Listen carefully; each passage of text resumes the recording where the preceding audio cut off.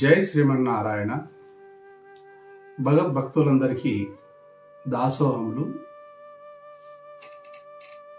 ప్రియ బంధువులారా, నిన్నటి పాశ్రంలో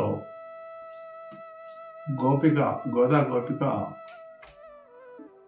నిన్నటి పాశ్రంలో తన సోదరుల యొక్క బలము, శక్తి, అరవీర భయంకరులు, వారు పాలు పితికే విధానము, వారి శత్రువులను ఎదిరించే విధానము, అంటే అంత గొప్ప సంపద ఉన్న ఆ సోదరుల చెందిన ఆ గోపికను లేపారు. ఈరోజు కూడా అట్లాంటి గోపికను లేపుతున్నారు. అంటే నిన్నటి వరకు స్వధర్మమును విడిచి స్వధర్మమును పాటిస్తూ వారు భగవంతుని తలుచారు.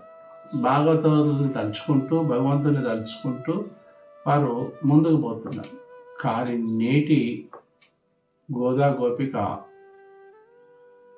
సోదరులు స్వధర్మంను కూడా విడిచి, అంటే వాళ్ళు చేసే రెగ్యులర్ డ్యూటీ. ఈ గోపాల వంశంలో గోపాలురు ఏం చేస్తారు? వాటిని మేతకు తీసుకొని వచ్చిన తర్వాత పాలు పితకడం, ఆ పాలను స్త్రీలకు అందించడం, ఆ పాలు వాటితో వాళ్ళు మిగతా కార్యక్రమాలు చేసుకోవడం.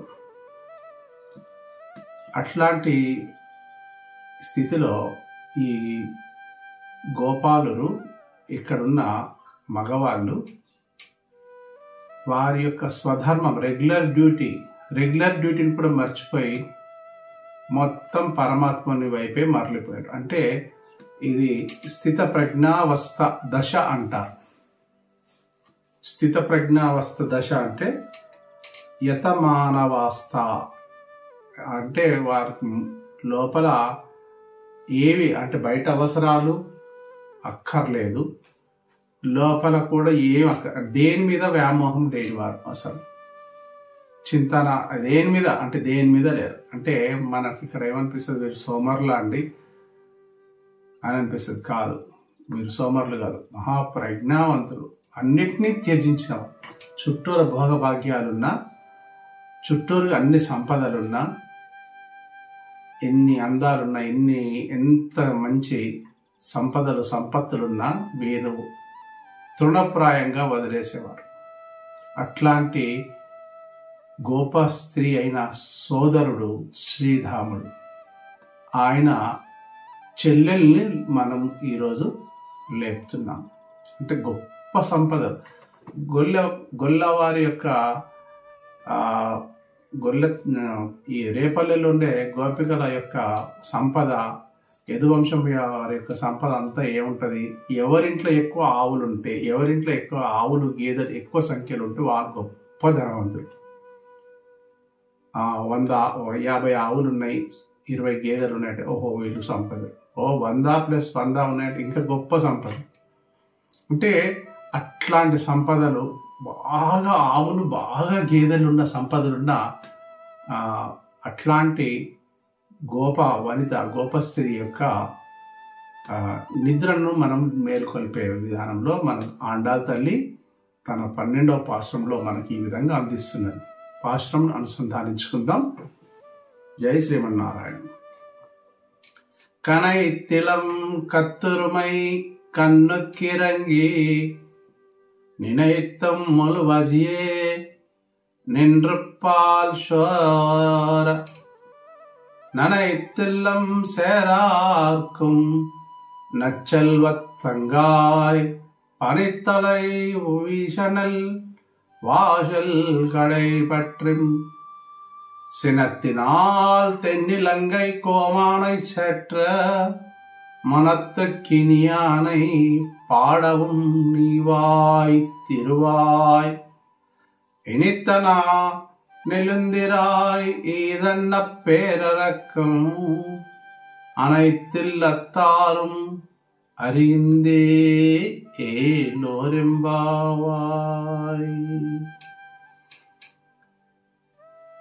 అంటూ ఈ పాశ్రాన్ని 12వ పాశ్రంలో అందించింది.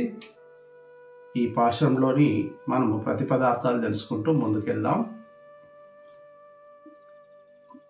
కనైత్తిలై కనైత్తిలయం అంటే ఇత్తిలం అంటే లేగదూడలు కలిగిన గేదెలు. వారి ఇంట్లో ఈమె ఇంట్లో ఈ గోపమ్మ తల్లి ఇంట్లో అనేక లేగదూడలు కలిగిన గేదెలు ఉన్నాయి. అంటే గేదెలు మామూలుగా గేదెలు పాలిచ్చేవి పాలివ్వని వాటిని కూడా గేదెలు అంటారు. కానీ పాలిచ్చే గేదెలు ఉన్నాయి. ఆ గేదెలకు తమ బిడ్డలు ఉన్నాయి, దూడలు ఉన్నాయి. కానీ అంటే అరుస్తున్నాయి. ఏమని? ఇటు దూడలు అరుస్తున్నాయి, ఇటు గేదెలు ఆవులు కూడా అరుస్తున్నాయి.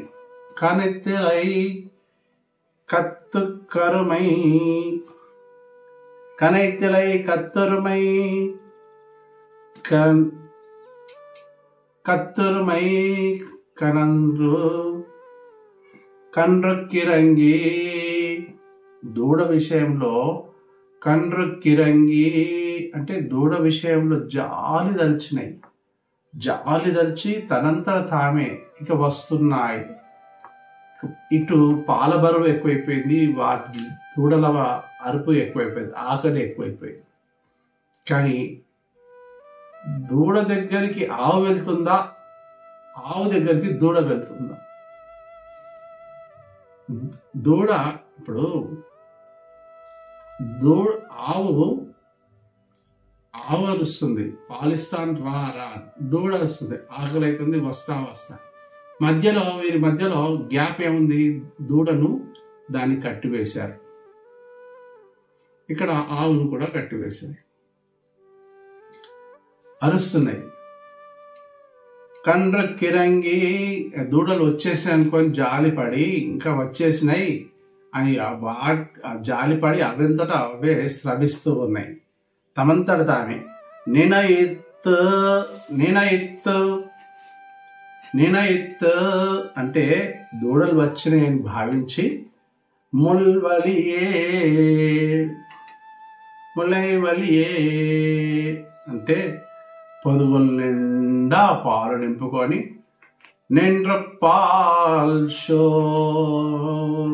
ఏకదారగా పాలు ఇస్తూనే ఉన్నాయి. దూడలు అక్కడే ఉన్నాయి, ఆవులు ఇక్కడే ఉన్నాయి. ఇంకా కనైతిలై అరుస్తా ఉన్నాయి. కండ్రొక్కిరంగి దూడలు వచ్చేసినాయి అనుకొని భావించినాయి. ఏంటండి ఇక్కడ దూడలు అరుస్తున్నాయి, ఇటు ఆవులు గేదెలు అరుస్తున్నాయి. మరి విప్పే వాళ్ళు లేరా? దాని దగ్గరికి వెళ్ళి పాలు తాగించే వాళ్ళు లేరా? పాలు పిండుకునే వాళ్ళు లేరా అంటే లేరు. ఏంటి విడ్డూరంగా ఉంది? నిండ్రు పాలు వెళ్ళిపోతా ఉన్నాయి, పిండకుండానే వెళ్ళిపోతున్నాయి పాలు. వాటంతట అవే కారిపోతున్నాయి. అది ఎలా కారిపోతున్నాయి? అలా స్పీడ్గా ఒక ట్యాబ్ను వదిలేస్తే వెళ్ళిపోతున్నాయి. నిండా నింపుకున్నాయి. నిండా నింపుకొని పొదుగుల నిండా ములయ నిండా నింపుకొని నిండ్రు అలా వదులుతూనే ఉన్నాయి. మరి ఇట్లా ఎందుకు పాలు వదులుతున్నాయి? దూడలకు చెందాల్సిన ఆహారం దూడలకు చెందాలి కదా. మరి పాలు అరుస్తున్నప్పుడు ఆ గేదెల పాలు దూడలకు చెందాలి కదా. ఇక్కడ విప్పేవాళ్ళు లేరు, దూడ అరుపులు వినేవాళ్ళు లేరు. ఆ కొట్టంలో, ఆవుల మందల కొట్టంలో, గేదెల మందల కొట్టంలో విప్పేవారు లేరు. వారి మేతకైతే పోయినాయి, వచ్చేసినాయి. ఇంకా వాటి పని స్టార్ట్. పాలు తీసే టైం వచ్చింది, పాలు పితికే సమయం వచ్చింది. అయినా కానీ ఎవరు లేరు. అదేంటండి ఇంట్లో ఎవరు లేరా? మన గోపంలో ఉంది కదా, ఆమె పెడుతుందా? ఆమె సంపదలు కలిగిన స్త్రీ, గొప్ప ఐశ్వర్యవంతుల. అట్లాంటి ఒక ఆయనకు చెల్లాడు. అతని పేరు ఏంటంటే శ్రీదాముడు. సుధాముడు కాదు, శ్రీదాముడు అని. ఈ శ్రీదాముడి యొక్క డ్యూటీ ఏంటి? యాక్చువల్గా అలా వెళ్ళాలి, గేదెలను ఆవులను మేపుకురావాలి, మళ్ళీ తీసుకొని వచ్చి కొట్టంలో కట్టేయాలి, దూడల్ని వదలాలి, పాలు తాగిన తర్వాత పాలు పిండుకొని అన్నీ ఇంట్లోకి తీసుకురావాలి. ఈ శ్రీరాముడు చిన్నప్పటి నుండి మన కన్నయ్య కృష్ణయ్యకు చాలా దగ్గర క్లోజ్ ఫ్రెండ్. ఎటు పోతే అటే, ఆయన ఎక్కడుంటే అక్కడే. ఆయన ఎక్కడ వీణ ఫ్లూట్ వాయిస్తున్నాడంటే అక్కడే ఫ్లూట్ దగ్గరనే ఆయన్ని గడపడం, ఆయనతోనే ఆటలాడడం. అట్లాంటి ఇక్కడ ఇంటి పరిస్థితిని మర్చిపోయింది. పిల్లలు చాలా మంది అట్లనే ఉంటారండి. ఆటలు సాయంకాలం పూట ఆటలని స్కూల్ నుండి వచ్చేసిన తర్వాత ఆటలను పెట్టేసేసి అన్నిటిని మర్చిపోయి ఆటలు ఆడి ఆడి ఆడి ఆడి చీకటి పడే టైంలో వాళ్ళకి ఇల్లు జ్ఞాపకం వస్తుంది. అరే ఇంటికి పోతే అమ్మ నాన్న కొడతారు, ఇంతసేపు ఎడుదరిగా పోయినావు, ఎక్కడ ఆడుకున్నావు అని చెప్పాల్సిందన్న భయం లేదు. ఈ సుధాముడికి శ్రీరాముడికి అట్లాంటి ఆలోచనే లేదు. నిధులకి లేవగానే నేను శ్రీకృష్ణుడు చేయాలా, ఆయనతో ఆటలాడాలి, ఆయన వెంబడి తిరగాలి. ఒక మంచి ఫ్రెండ్ దొరికింది అనుకో, ఆ ఫ్రెండ్ వెంబడినే ఉండాలని మనకు కూడా కోరిక ఉంటుంది కదా. అట్లాగే ఈ శ్రీరాముడికి అదే పని. ఇల్లుని మర్చిపోయాడు, ఇంట్లో ఉన్న చెల్లెల్ని మర్చిపోయాడు, ఇంట్లో ఉన్న గేదెల్ని మర్చిపోయాడు. ఆ గేదెల యొక్క తన డ్యూటీని కూడా మర్చిపోయి ఈ శ్రీరాముడు తన వెంటే తిరుగుతున్నాడు. కాబట్టి ఇట్లాంటి పరిస్థితి ఏర్పడింది పాపం ఆ ఇంట్లో. నిండ్రపాల్ షోరా ననైతిల్లాం. ఆ పాలు కారుతున్నాయి దూడలన్నీ బాగా పెక్కు ఆవుల మందలు కదా, పెక్కు గేదెలున్నాయి, చాలా గేదెలున్న కుటుంబం వీళ్ళది. గొప్ప సంపద గల కుటుంబం కాబట్టి ఆ పాలు అన్ని గేదెలు ఒకటే టైంకు వదిలేస్తుంది. అన్ని నల్లలు, అన్ని ట్యాపులు, ఇళ్లలో ఉన్న అన్ని ట్యాపులు ఒకటేసారి వదిలేస్తే నీళ్ళు ఎట్లా వెళ్ళిపోతాయా అట్లా వెళ్ళిపోతుంది. మన ఇంట్లో వాటర్ బోర్ వేసినప్పుడు వాటర్ నిండిపోయిన తర్వాత మనం అజాగ్రత్తగా ఉన్నప్పుడు, ఇంకేం మనం వేరే పనిలో లేదా ఇంటికి తాళం వేసేటన్నా వెళ్ళినప్పుడు ఆ నీళ్లు ట్యాంకు నిండా నీళ్లు నిండి అవి పారి ఆ వాకిలంతా బురదై మొత్తం వాకి నిండి ఆడకడి నుండి పక్కకు పోతుంటే పక్కింటి వాళ్ళు చెప్తారు, ఓ మీ ఇంట్లో బోరు చాలు చేసిందని నీళ్ళన్నీ పోతున్నాయి, ఇల్లంతా తడిసిపోయింది, వాకిలంతా తడిసిపోయింది. అరే అరే అరే అరే మర్చిపోయాం అన్నట్టు ఇక్కడ చెప్పేవాళ్ళు లేరు. ఈ ఇంట్లో శ్రీరాముడి దగ్గర పోయి, అయ్యా నువ్వు పాలు వినడం మర్చిపోయినావు, నీ డ్యూటీను నీ స్వధర్మంను కూడా మర్చిపోయినావు, నువ్వు చేసే డ్యూటీని పాలు వింటూ నేను కొంచెంసేపు కృష్ణుడితో ఉంటాను, కొంచెంసేపు ఆడుకుంటాను, కొంచెంసేపు మాట్లాడతాను, కొంచెంసేపు అతనితో చర్చిస్తాను. అట్లాంటి మునగాడి చెల్లెలు ఈ ఇక్కడ లోపల ఉన్న గోపిలు. ఈమె లేపడానికి వీళ్ళందరూ వెళ్ళారు. మన గోదమ్మ తల్లి గోష్ఠితోని మిగతా అందరూ భాగవతోత్తంతో సహా ఈ ఇంటికి వెళ్ళారు. ననైతిల్లాం. మొత్తము కొట్టంలో నుండి పాలు అలా అలా అలా అలా కొట్టంలో నుండి బయటకు వచ్చినాయి. అక్షరధారలు అలా అలా అలా ఇంటి ముందరికి వచ్చినాయి, ఇంటి గడప నిండా వచ్చినాయి, ఇంట్లోకి కూడా బయటికి పాలు. అంటే వర్షాకాలంలో మోకాలు కంటే కొంచెం లోతు తక్కువ ఉంటుంది. అప్పుడు మనం నీళ్ళలో నడుస్తుంటే మన పరిస్థితి ఎట్లా ఉంటుంది, అట్లా అలా ఆ ఇంటికి వచ్చేసరికి అట్లాంటి సీన్ అక్కడ కనిపించింది. అంటే వీళ్ళు వచ్చినప్పుడే అరవడము, వీళ్ళు వచ్చినప్పుడే పాలు కావడం కాదు, అప్పటికే ఇల్లంతా నానిపోయింది, వాకిలంతా బురద అయిపోయింది. ననైతిల్లాం బురద అయిపోయింది, ఇల్లంతా తడిసిపోయింది. సేరార్కుం బురద అయింది. పాలతోనున్న బురద అంటే ఎంత సంపదలు ఉంటాయి. మన కాలి ఇంటి వాకిట్లో నీళ్ళన్నీ పోతుంటేనే మన మనసు బాధ కలుగుతుంది. గ్లాసుడు పాలు ఒలికిపోతేనే అయ్యో పాలు ఒలికిపోయినాయని బాధ కలుగుతుంది. అట్లాంటి పాలు వాకిల్ నిండా ఇల్లు నిండా బురదగా అయిపోయింది. ఆ బురదలో నచ్చెల్వత్తంగా ఎంత గొప్ప సంపదలున్నావు తల్లి నువ్వు. తంగాయ్ ఓ చెల్లెలా, గొప్ప సంపదలు కలిగిన ఓ చెల్లెలా, శ్రీరాముని చెల్లెలా. పాపం వాళ్ళందరు బృందంతో ఆ ఇంటి ఆవరణలోకి వచ్చేసరికి అంత వైటే, అంత క్షీరసాగర సముద్రం లాగా అలా కనిపిస్తుంది. ఏంది పక్కింటి వాళ్ళ ఇంట్లో ఇట్లాంటి సీన్ లేదు, వాకిలి ఇక్కడ ఈ ఇంట్లోకి వస్తే అంతా వైట్, ఏదో నురగలాగా, ఏదైతే అది కానని చెప్పేసి ఆమెనైతే లేపాలి అని చెప్పేసి అలా కాళ్ళను అలా బరువుగా అలా జరుపుకుంటూ పోతుంది. పాలల్లో జారే గుణం ఉంటుంది కాబట్టి పాలల్లో కాస్తే నెయ్యి వెన్న కాస్తే నెయ్యి ఇట్లా మారుతాయి కదా, ఒక ఆయిల్ లాగా ఉంటుంది కాబట్టి ఆ చిక్కటి పాలు, నీళ్ళు కలిపిన పాలు కాల్సమా, చిక్కటి పాలల్లో వీళ్ళు నడవడం చాలా ఇబ్బందిగా ఉంది. సరే అందరూ అలా చేరుకున్నారు. నచ్చల్వత్తంగా ఏమన్నారు, ఓయమ్మో నీ సంపద మామూలు సంపద కాదు, ఇన్ని గేదెలు ఇన్ని ఆవుల పాలు నీ ఇంటి ముందర పోతా ఉన్నాయి అంటే ఎంత గొప్ప సంపద కలిగిన తంగాయ్, ఓ శ్రీధాముని చెల్లెలా, తంగాయ్ అంటే చెల్లెలా, పనిత్తలై వీర. మేము పొద్దుగల్లో వచ్చినాము, చీకట్లో వచ్చినాము, ఇంకా తెల్లవారకు ముందు వచ్చినాము, మంచు మా పైన పడుతుంది. మార్గశిర మాసం కదా, చలికాలం కదా, సూర్యుడు ఉదయించక ముందర మంచు పడుతుంటాడు కనపడకుండా. ఆ తెల్లటి మంచు, ఈ తెల్లటి పాల బురద, ఈ రెండు ఏకమైపోయాయి. వీళ్ళు పరేషాన్. పనిత్తలై, మాపై తలలపైన వర్షం పడుతుంది, మంచు పడుతున్నది. ఎంతో అందంగా తయారై వచ్చినాం, కానీ మా తలలపై మంచు చల్లగా దడుస్తుంది,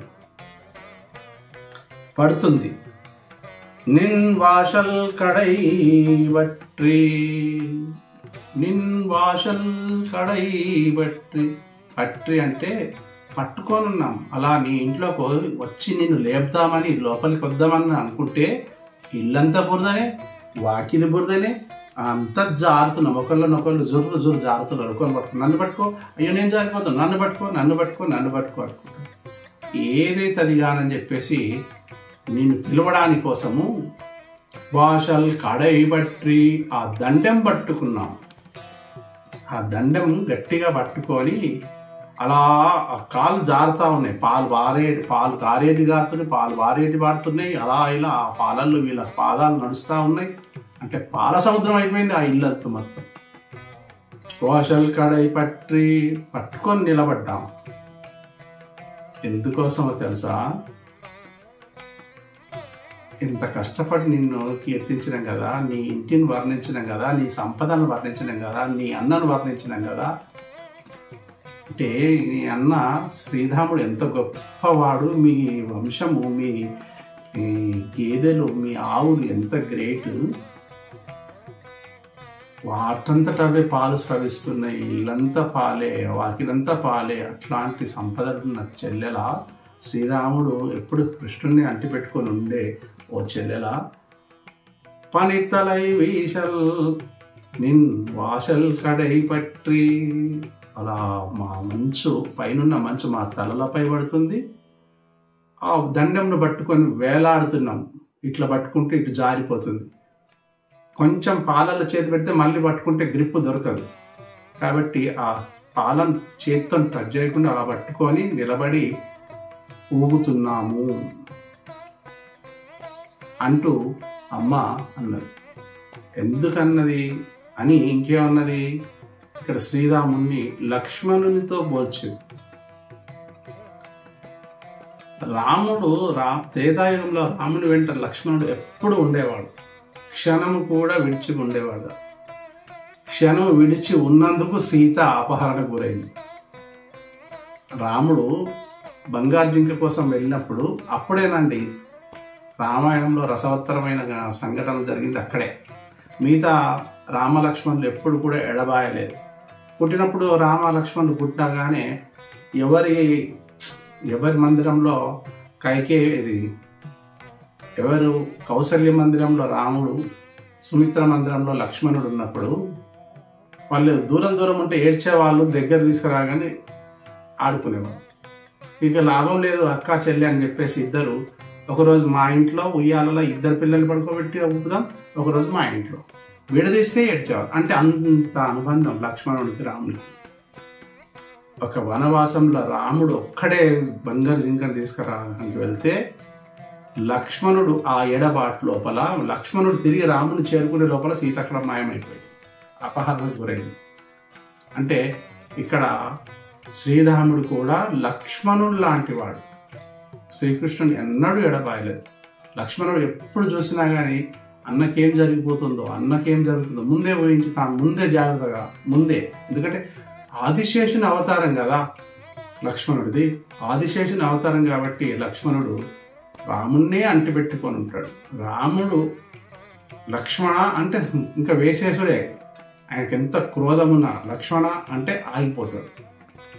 లక్ష్మణ అంటే ఆగిపోతాడు.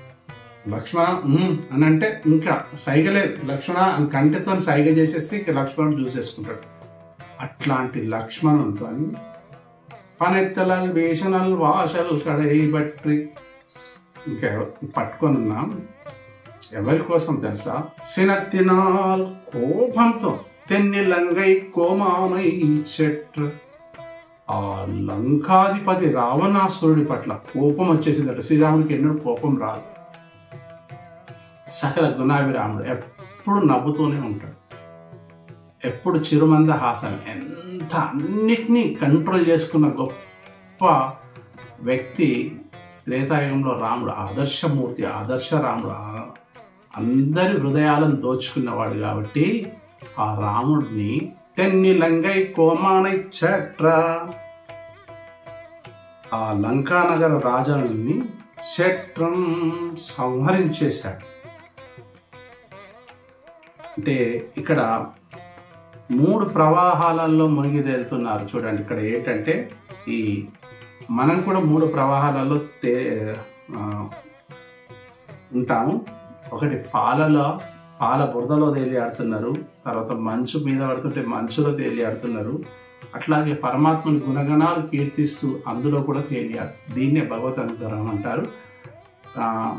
అట్లా సినెత్తినాల్ తెన్ని లంగై కోమానై చట్రం సంహరించేసేసిండు. ఎవరిని? లంకాధిపతి రాజైన రావణ బ్రహ్మ దశకంఠుణ్ణి సినత్తినాల్ కోపంతో అలా బాణం వేస్తుంటే కళ్ళు పెద్దగా చేసి అలా పెద్దగా చేసి తీక్షణంగా చూస్తూ ఆయన వేసే బాణాల వేగంకు రావణాసురుడు కుప్పగూలిపోయాడు, సంహరించబడ్డాడు.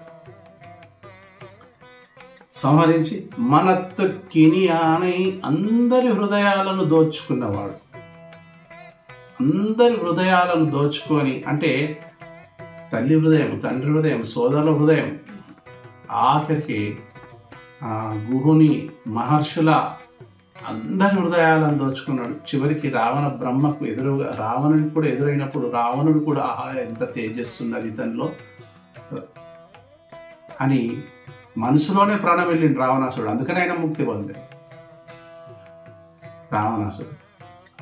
కాబట్టి అందరి హృదయాలను దోచుకున్న మనోభిరాముని ఇక్కడ మనము శ్రీకృష్ణుని ఫ్రెండ్ అయిన శ్రీరాముని మనం కొనియాడుతున్నాము. కానీ ఇక్కడ లోపలున్న తల్లిని మనం ఏ విధంగా ఆమెను లేపుతున్నారంటే సకల గుణాభిరాముడైన మనోభిరాముడైన నామం మనత్తు కినియాని, మా మనసుకు నచ్చినట్టుగా ఆ రాముణ్ణి కోపంతో సంహరించిన రావణాసురుణ్ణి, చెడును సంహరించిన రావణాసురుణ్ణి మనత్తు కినియానై మనసు నిండా అందరి హృదయాలను కరిగించిన ఆ శ్రీరామచంద్రమూర్తిని పాడవు, ఆయన మీద పాటలు పాడుతున్నా. నీవాయ్ తిరువాయ్ పాడవు నీవాయ్ తిరువాయ్. ఇట్లా మేము రాముని కీర్తనలు గుణగానాలు కీర్తిస్తుంటే నీవాయ్ తిరువాయ్, నీవేం ఒలుకుతలేవు, పలుకుతలేవు, వింటలేవు, ఏం చేసావు, అలా మాత్రం పడుకున్నావు. మా మాటలు వినబడట్లేదు, మీ ఇల్లు అంతా బురదగా అయిపోయింది, ఆ మంచం కింద అంతా పాలు కారుతున్నాయి, నువ్వు పడుకున్న మంచం కింద ఇల్లంతా తడిసిపోయి ఉంది, వాకిలంతా తడిసిపోయింది. ఆ వాకిట్లో మేము జారుకుంటూ అలా నీకు దండం పట్టుకొని నిన్ను చూస్తూ పిలుస్తున్నాం. నీవాయ్ తిరువాయ్ ఎనిత్త నిజందిరాయ్. ఇప్పుడన్నా నోరు తెరిచి ఒక్కసారి మాట్లాడవమ్మా. ఏంటి, ఎవరు వచ్చారు, ఎందుకు వచ్చారు, ఆహా సరే వెళ్దాం పదండి అని అంటవేమో అని ఇకనైనా ఒక్కసారి నోరు తెరిచి మాట్లాడవమ్మా. ఒక్కసారి నోరు తెరిచి ఎవరు వచ్చారు, ఆహా వస్తున్నాను వస్తున్నాను అని అంటావేమో. ఇనిత్తి నిజందిరా ఇదన్న పేరరక్కం. ఇది ఎలాంటి నిద్రమ్మా? ఇదన్న పేరరక్కం. ఇదేం నిద్రమ్మా? నువ్వు ఇలా నిద్రపోతే ఎలా? మేమెంత కష్టపడి నీ దగ్గరకు వచ్చినామో తెలుసా? ప్రొద్దున్నే లేచి వచ్చినాము. తర్వాత అందరినీ లేపుకుంటూ వచ్చినాము. ఆ తర్వాత నీ ఇంటికి వచ్చేసరికి నీ ఇల్లంతా ఇలా, నీ ఇల్లు ఒక సీన్ లాగా ఉంది. ఇక్కడ ఇల్లు నేలలాగా లేదు, ఇల్లులాగా లేదు. ఇంట్లో బయట అంతా పాల సముద్రమే. పాల సముద్రంలో పడుకున్న శేషశాయిలాగా చక్కగా మంచి హాయిగా నిద్రపోతున్నావు. ఎనెత్తి నిజందిరా ఈదన్న పేరరక్కం. ఒక్కసారి పలకనన్న పలకవా? ఒకసారి ఇలా కళ్ళు తెరిచి చూడవా? ఇది ఎలాంటి నిద్రమ్మ? ఈదన్న పేరరక్కం. ఇది ఎలాంటి నిద్రమ్మ? అనైతిల్లత్తారం.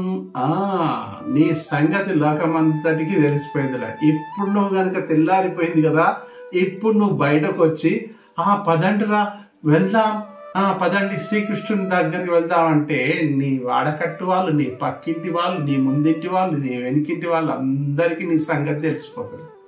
ఎందుకంటే ఎస్టర్డే నిన్న మాకు ఏమని చెప్పినావు? అందరి ముందట ఏమని చెప్పినావు? అందరికంటే ముందు నేనే వస్తా, అందరిని నేనే లేపుతా, మనమందరం పరంధాముని దగ్గరికి, శ్రీకృష్ణుని దగ్గరికి వెళ్తాం, ఆయన దర్శనం పొందుతాం, పరైవాద్యాన్ని కోరుదాం, మనం ముక్తిని పొందుదాం అని చెప్పిన దానివి. అనైతిల్లత్తా. ఇక నీ సంగతి అంతా తెలిసిపోయింది లేవు అందరికీ. నువ్వు రా, బయటకు ఎట్లొస్తావు రా. అనైతిల్లత్తా అంటూ అరిందే. లేవమ్మా, నీ గొప్పదనం చాలు. ఇప్పటిదాకా నువ్వు పడుకున్న తీరు, నీ ఇంట్లో ఉన్న పరిస్థితి, ఎంత సంపదలుంటే, ఎంత గొప్ప ద్రవ్యం ఐశ్వర్యం ఎన్ని ఉన్నా ఇలా పడుకోవడం నీకు సబబా? ఇది రైటా నీకు? కాదు కాదు కాదు, ఇది తగ్గించుకో. నువ్వు లేకపోతే లోకమంతా నిన్ను, ఈ లోకమందరికీ నీ సంగతి తెలిసిపోతుందిలే, నీ సీక్రెట్ తెలిసిపోతుందిలే అంటూ నీ గొప్పదనం చాలు రా అంటూ ఆక్షేపిస్తున్నది అని తల్లి, ఆండాల తల్లి ఈ విధంగా లేపింది. మరి ఇక్కడ కొంచెం పరమార్థంలోకి వెళ్తున్నట్టయితే మన ఇంద్రియాలన్నిటినీ ఇక్కడ ప్రజ్ఞాస్థితిలో ఉండాలి. అంటే తాబేల్లాగా మన ఇంద్రియాలన్నిటినీ అదుపులో ఉంచుకోవాలి. అవసరం ఉన్నప్పుడే తాబేలు తల బయటకు తీసింది, 4 కాళ్ళు బయటేసి, లేని టైంలో లోపలికి. మన ఇంద్రియాలన్నీ ఏంటి? మన ఇంద్రియాలు రావణాసురుడు లాంటిది, 10 దశకంఠుడు లాంటివి, 10 తలలు లాంటి మన పంచేంద్రియాలు, కర్మేంద్రియాలు, ఈ 10 మనల్ని పట్టి పీడిస్తూ ఉంటాయి. వీటిని మనం కంట్రోల్లో లోపలనే ఉంచుకోవాలి అని చెప్తున్నారు. ఇక్కడ లక్ష్మణుని వంటి చెల్లెలు, అంటే శ్రీరాముడు లక్ష్మణునితో పోల్చబడ్డాడు కాబట్టి లక్ష్మణుని లాగా మనం జీవించాలి. అంటే ఎల్లప్పుడూ పరమాత్మని వైపే మన దృష్టి ఉండాలి, పరమాత్మని గురించి ఆలోచిస్తుండాలి. లక్ష్మణుడు ఎలా కావాలన్నాడో మనం కూడా అలాగే కావాలండాలి అంటూ ఇక్కడ కత్తురుమై కన్ను కిరంగి నిన్న ఇత్తుమ్ములు వదియే నిండ్రు పాలు షోర. అక్కడ పాలు ధారలు గారిపోతున్నాయా? ఎవరిక్కడ? గేదెలు, ఆవులు ఆచార్యులు, దూడలు మనం, అజ్ఞానులమైన దూడలు. మనం అరుస్తున్నాం, వాళ్ళు అరుస్తున్నారు. ఇక్కడ దూడ కట్టిన తాడే మన లోపలున్న కామ, మదమాత్సర్యాలు అనుకోండి, వాటిని కట్టేసేసినాం. మనం అక్కడ కట్టబడి ఉన్నాం. వాటిని తెంచుకోవాలి. వాటిని తెంచుకునేది ఎవరు? కేవలం ఆచార్య అనుగ్రహంతోనే ఆ భవబంధాలు వీడిపోతాయి. మనం అలా వీడిపోతే ఆ ఇల్లంతా బురద అయ్యేది కాదు, వాకిలంతా బురద అయ్యేది కాదు. అన్ని దూడలు వెళ్ళి పాలు తాగిన తర్వాత కావలసినంత పాలు పితికేవారు. ఇక్కడ శ్రీరాముడి కూడా తన డ్యూటీ తాను చేసేవాడు, స్వధర్మం పాటించేవాడు. ఆయన మత్తు మర్చిపోయి, మత్తులో పరమాత్మని మత్తులో ఉండిపోయి మొత్తం అంతా మర్చిపోయాడు. కానీ దూడలు ఏం అన్యాయం చేసినాయి? అందుకనే శిష్యులుగా గురువుల దగ్గరికి వెళ్ళాలి కానీ గురువులు శిష్యుల దగ్గర రావు. దూడలు ఆవుల దగ్గరికి వెళ్తాయి కానీ ఆవులు దూడల దగ్గరికి రావు. వచ్చి పాలు తాగు అని అంటాయా? ఇవే పరిగెత్తుకుంటూ అమ్మా అంబా అనుకుంటూ వెళ్తాయి. కాబట్టి ఇక్కడ ఆచార్యులు మన గోవులు గేదెలు లాంటివారు. ఇక్కడ భగవత్ అనుభవం అనేది పాల లాంటిదని భావించాలి. అంటే ఇక్కడ ఆచార్యుల అనుగ్రహం పొందాలంటే పాలు స్రవించటం అనుకోవాలి. మంచు కురుస్తున్నదంటే దివ్య సూక్తి సుధా మనకు అందుతున్నది పైనుండి. కాలు జారుట అంటే భోక్తృత్వ బుద్ధి కలుగుట. జారకుండా పట్టుకునే దండమే ఏంటిదంటే మనకు గురువుల గారు ఉపదేశించిన తిరుమంత్రం. అలా పట్టుకొని ఉండేదే తిరుమంత్రం. అందుకని మన ద్వారంకు చూడండి, ఉదాహరణకు ఈ వైపున ఓం అని ఉంటుంది, ఈ వైపున నారాయణ ఉంటుంది, పైన అక్షరం ద్వారం పైన నా ఉంటుంది, కింద కడప మీద మా ఉంటుంది. ఓం నారాయణాయ నమః. ఓం ఇటు ఈ ద్వారం వైపు ఓం నారాయణాయ నమః అంటూ ఈ తిరుమంత్రమును జపించే శ్లోకం ఇది.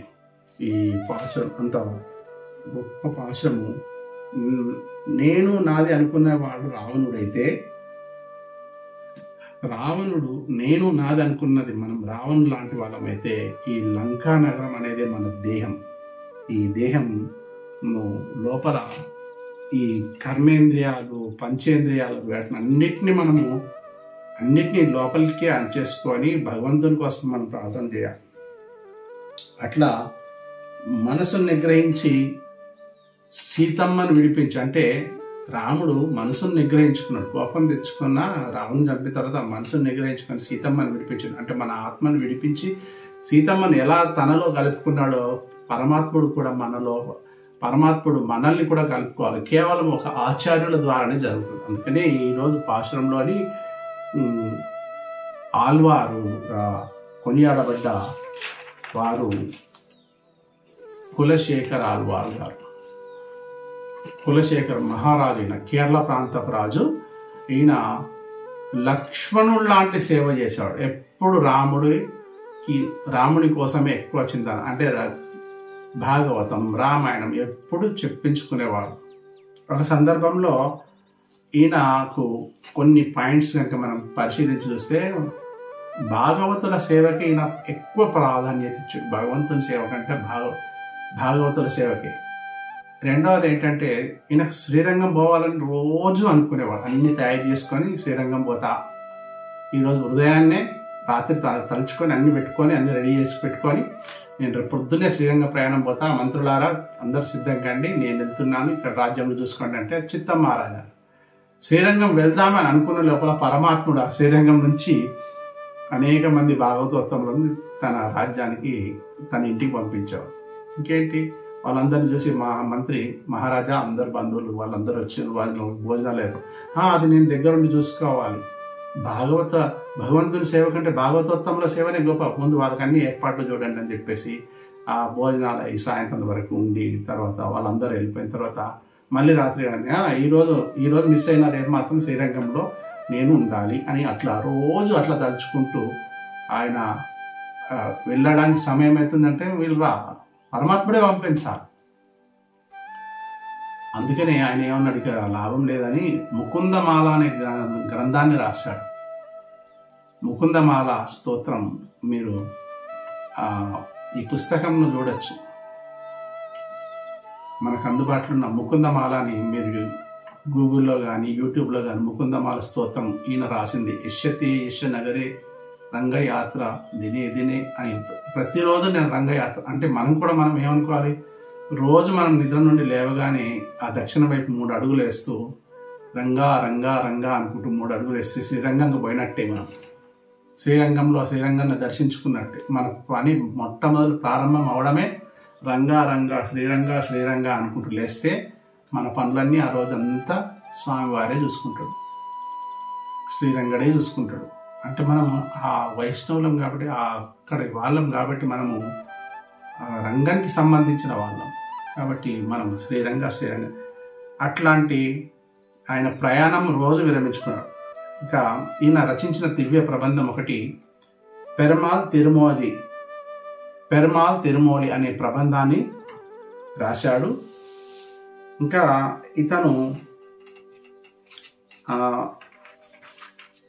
ఇతను శ్రీరంగని ఆలయంలో తాను చివరి దశలో ఉన్నప్పుడు ఏం వరం కావాలో కోరుకు అని రంగడు అడిగితే చివరి దశలో స్వామి నీ కడపనే ఉండాలా, కడపగా ఉండాలని కోరుకుంది, తిరుమలలో ఒక మొక్కగా లేదా ఒక పక్షిగా ఉండాలని కోరుకుంది కాబట్టి శ్రీరంగంలో ఇప్పటికీ కడపగా కులశేఖర ఆళ్వారే ఉంటారు. అట్లా కులశేఖర ఆళ్వార్ల జీవితంలో ఒక దృష్టాంతం, ఒక ఉదాహరణ మేము ముందుంచదలిచాను. పండితులతో అని అందరితో అని సభ జరుగుతుండగా ఈయన ఎప్పుడు రామాయణం చదివించుకునేవాడు. వాళ్ళు చదువుతూ ఉంటుంటే వీడు వినుకుంటూ అదమర్చి పరవశయుడేవాడు. అట్లా రామాయణం చదువుతున్నారు, చెప్తున్నారు, దాని గురించి వివరణ వ్యాఖ్యానం చేస్తున్నారు. అలా రామాయణంలో సీత వనవాసం చేస్తూ రాముడు బంగారు జింకను చూడగానే సీత కోరింది, ఆ బంగారు జింకను తీసుకురావడానికి రాముడు వెళ్ళాడు. అంత లోపల అక్కడ రాముడు అర్పుడు లక్ష్మణ హా సీత అంటే లక్ష్మణుని సీత పంపించగానే రావణాసురుడు వచ్చి ఆమెను ఎత్తుకెళ్ళాడు అని ఆమెను అపహరించాడని చెప్పగానే ఆ మైకంలో విని అదే ధ్యాసలో అదే ధ్యానం నుండి వెంటనే మహామంత్రి సర్వ సైన్యంను సిద్ధం చేయండి యుద్ధానికి అంటే వీళ్ళందరూ ఆశ్చర్యపోతారు. ఎందుకు ప్రభు అంటారు. లేలే మన సీతమ్మను రావణాసురుడు ఎత్తుకు వెళ్ళాడు, ముందు వెళ్ళి వాడిని సంహరించుద్దాం పదండి అని చెప్పేసి సైన్యాధిపతి సిద్ధంగా అన్ని ఆయుధాలు సిద్ధం చేసుకోండి, నాకని ఇచ్చేసేయండి ధనుర్బాణాలు నేను పట్టుకునే. ఈయన వెళ్తూ అంత తయారు చేసి తొందరగా అందరినీ గడబడి చేస్తూ ఉంటే అప్పుడు మహామంత్రులు అందుకనే ఉంటారు రాజులకు. ఒక్కొక్కసారి మహామంత్రి ఏం చేస్తారు, వెంటనే ఒక సీన్ తయారు చేస్తారు, అక్కడ ఒక నాటికలాగా ఒక స్కిట్ తయారు చేసేసి ఈయన అప్పటికే తయారై తన పరివారం అందరిని తీసుకొని ప్రజలు తీసుకొని ఇక నేను యుద్ధంకే పోతున్నా, లంకకి పోతా, ఈ సముద్రం దాటి వెళ్తా, లంకలో రావణాసురుని చంపేస్తా అనుకుంటే కోపంతో అతను వెళ్తుంటాడు. అక్కడ నుండి సముద్రం ఒడ్డు నుండి చంపేసినట్టుగా రాముడి వేషంలో ఒకరు, తర్వాత సీతమ్మ వేషంలో ఒకరు, ఇట్లా హనుమాన్ వేషంలో అందరు బృందంతో రిటర్న్ వస్తున్నట్టు సీన్ క్రియేట్ చేస్తారు. నిజంగా అట్లా స్కిట్ తయారు చేసి మహామంత్రి మీరందరూ ఎవరంటే మేము రావణాసురుని చంపేసినాం, ఇక పద నువ్వు చేయాల్సిన పని మేము చేసేసినాం పద అని చెప్పేస్తాం అని. అట్లా జరిగిందా, రావణ సంహారం జరిగిందా, సీతమ్మ భద్రమేనా, పద నేను మళ్ళీ తిరిగి వస్తాడు అంటే ఎంత మమైకమైపోతాడు కులశేఖర ఆళ్వార్ రామాయణంలో. అంటే స్వధర్మంను కూడా రాజధర్మంను కూడా వదిలిపెట్టేసేసాడు. రాజధర్మంను కూడా వదిలిపెట్టేసి లంకలో ఇక్కడ రావణాసురుడు ఉన్నాడు. త్రేతాయుగంలో జరిగిన సంఘటనను తాను అన్వయించుకొని వెళ్దాంపా అని చెప్పేసి ముందుకెళ్ళి ఆ సైన్యాన్ని ముందు నడిపించి తర్వాత తిరిగి వచ్చిందంటే ఆయనను కంట్రోల్ చేయడానికి అక్కడున్న వ్యవస్థ, అక్కడున్న మంత్రివర్గం ఎంత తిప్పలు పడిందో, ఎంత కష్టాలు పడిందో చూడండి. ఆ కులశేఖర ఆళ్వార్ లాంటి ఈ పాశ్రంను మనం అనుసంధానించుకున్నామంటే ఆ ఆళ్వార్ల యొక్క అనుగ్రహం మనకు ఎల్లప్పుడూ ఉండాలని కోరుకుంటూ ఈనాటి పాశ్రాన్ని మేము విజయవంతంగా ముగిస్తున్నాం. 12వ పాశ్రం కనైతిలై కత్తురమై అంటూ ఆండాల్దేవి ఈరోజు లోపలున్న గోపిక తల్లిని లేపింది. చివరికి ఎలాగో లేపింది. ఆ బురదలో నుండే పాల బురదలో నుండే ఆమెను బయట తీసుకొచ్చి తన బృందంలో కలుపుకొని ఇంకొక గోపమ్మ ఇంటికి వెళ్ళడానికి సంసిద్ధులై ఉన్నారు. అంతవరకు మనం 13వ పాశ్రంలోకి వెళ్ళే ముందు అప్పటి వరకు మనము జై శ్రీమన్నారాయణ, జై శ్రీమన్నారాయణ.